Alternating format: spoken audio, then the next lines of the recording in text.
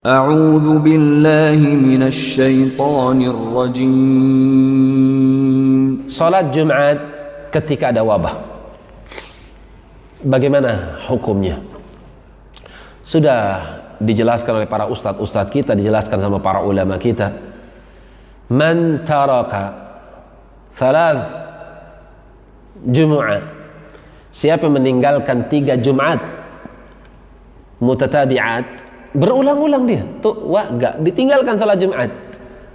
Bunyi hadisnya seperti apa? Hadis Abu Ja'ad, dikeluarkan oleh Imam Abu Daud, Tirmidzi, dan disahihkan oleh Syekh Nasir Al-Albani. Tahawunan, disebabkan karena meremehkan salat Jumat. Taba'allahu ala qalbih, Allah akan tutup hatinya. Allah akan tutup hatinya.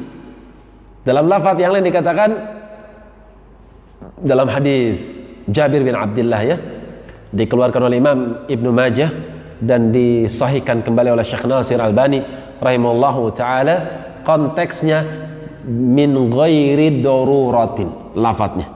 Siapa yang meninggalkan 3 Jumat bukan karena darurat, baru taba'allahu ala qalbi, Allah akan tutup kunci hatinya. Yang dikatakan oleh Imam Al-Manawi rahimahullahu ta'ala, Allah nggak kasih hidayah, Allah akan biarkan kemunafikan di dalam hati tersebut tumbuh, disebabkan 3 kali berturut-turut meninggalkan sholat Jumat. Apa catatannya? 1, tahawunan, ngentengin, ngeremehin. Catatannya kedua apa? Min ghairi daruratin, tanpa ada alasan yang sifatnya darurat, baru dikunci pintunya. Lah kalau kita darurat ini, pemerintah bahkan sudah menetapkan sholat Jumat untuk sementara waktu ditiadakan. Terus beralih kemana? Ke rumah masing-masing, sholat di rumah bersama keluarga, beribadah di rumah bersama keluarga. Ganti sholat Jumat dengan zuhur. Apakah termasuk orang yang akan dikunci hatinya? Tidak.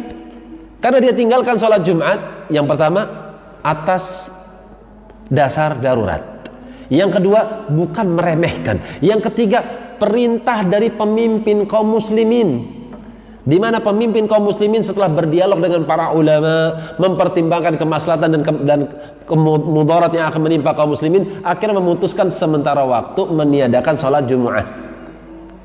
Anda punya 3 poin di sini, karena itu meninggalkan sholat Jumat.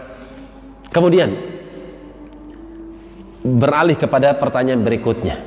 Ketika sholat Jumat ditiadakan, dia sholat di rumah, sholat zuhur. Sebagian manusia dia mengganti sholat Jumat dengan 2 rakaat. La ilaha illallah. Kita kembali ulas permasalahan ini. Yang pertama, yang menentukan sebetulnya sholat Jumat atau tidak sholat Jumat, bolehnya satu masjid menegakkan sholat Jumat atau tidak bolehnya satu masjid menegakkan sholat Jumat, itu pemerintah. Mereka yang lebih berhak untuk menetapkan masjid ini boleh dipakai sholat Jumat, masjid ini nggak boleh dipakai buat sholat Jumat. Kenapa? Karena di samping ada masjid yang lebih besar, yang lebih dahulu, di mana kaum muslimin berkumpul di situ. Supaya nggak terjadi perselisihan, maka masjid yang di sini ditiadakan, semua kumpul di masjid yang besar itu. Itu yang menentukan pemerintah.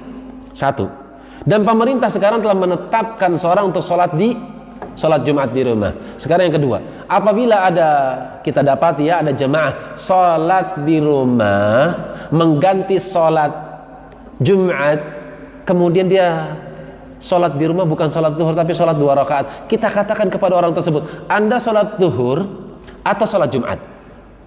Kalau Anda katakan saya sholat zuhur, kenapa sholat zuhurnya 2? Anda mukim, Anda bukan seorang musafir. Kalau dikatakan enggak, saya di rumah sholat Jumat, berarti ada khutbah di situ. Ada khutbah, ada muadzin, ada makmum, kan seperti itu. Apa Anda menjalankan khutbah di rumah? Kalau Anda menjalankan khutbah di rumah, Anda pun telah keliru. Kenapa keliru? Anda menyalahi pemerintah kaum muslimin, di mana mereka menyarankan untuk sholat Jumat ditiadakan sementara dan pulang ke rumah, sholat di rumah zuhur, bukan sholat Jumat. Jadi sholat zuhur.